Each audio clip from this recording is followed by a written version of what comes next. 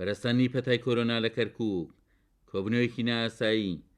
ئەنجومەنی فەرمانگەی تەندروستی کەرکووکی بەدوای خۆی داهێنا لە کۆبنەوەکەدا هەڵوەستە لەبارەی دوایین گۆڕانکاریەکانی دۆخی تەندروستی لە کەرکووک کراو بە پێویست زانرا کۆمەڵە ڕێکارێک بژیرێتە بەر بۆ بە هەناوە چوونی دۆخی تەندروستی وڵاتیان و پاراستنیان لە پەتای کۆرۆنا.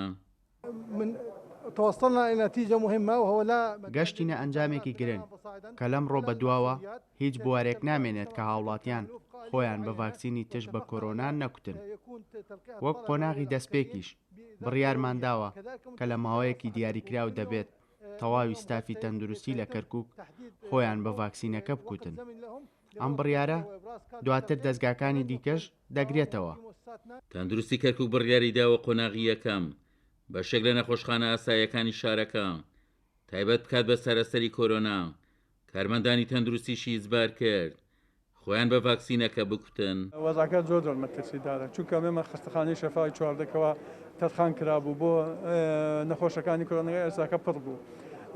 ئێمە ئامادەکاریمان کرد بۆ ئەوەی خستەخانەکانی کەیش ئامادە بکرێت بۆ پێشوازی لە نەخۆشەکان کە ئەگەر بە شێوەیەکی زیاتر داخلبوون زیادی کرد.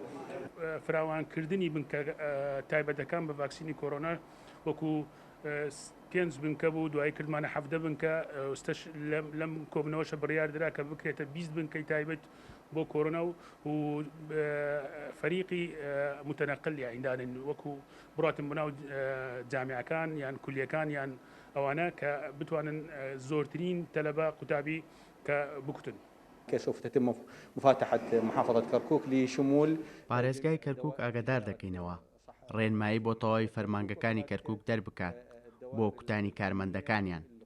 داوا لە هاوڵاتیانیش دەکەین پالە بکەن لە سەردانی ناوەندەکانی کوتان بۆ خۆکوتان بە ڤاکسینی کۆرۆنا چونکە چارەسەر بۆ ئەو دۆخە پڕمەترسی کۆرۆنا کە هاتووەتە پێش کوتانە بە ڤاکسینەکە. لە سەراستی عێراق هەوڵەکان سڕکراونەتەوە بۆ زۆرم لێ کوتان بە ڤاکسینی دژ بە کۆرۆنا. لە ئێستادا وەزارەتەکانی ناوخۆبەرگری عێراق ئەولایانیان کردوتە بڕیار کە دەبێت تەواوی هێزەکانیان بە ڤاکسینەکە بکوترێن. وەزارەتی خوێندنی باڵای عێراقیش خوێندکەرانی عێراقی ناسار کردووە کە خۆیان بە ڤاکسینەکە بکوتن. دەمێنێتەوە هەوڵاتیان کە بۆ پاراستنی خۆیان پێویستاوانیش ڤاکسینی دژ بە کۆرۆنا وەربگرن. عومەر غەریب، کورسات نیوز، کەرکووک.